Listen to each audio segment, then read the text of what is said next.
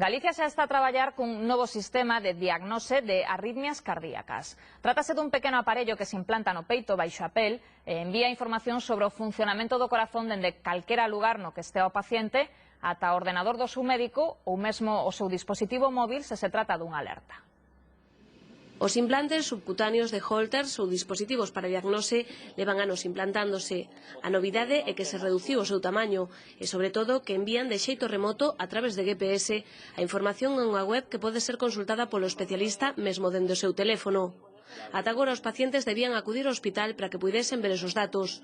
Tamén conta cun sistema de alertas para avisar ao médico se se produce unha alteración no ritmo cardíaco. O Hospital Vitas Fátima de Vigo foi un dos primeiros de España en colocar este tipo de dispositivos. É casi un 90% máis pequeno, a pesar do cual dura tamén 3 anos, nos pode transmitir diariamente se hai eventos de alteración do ritmo a unha páxina web que temos operativa diariamente a unha hora que nos programamos.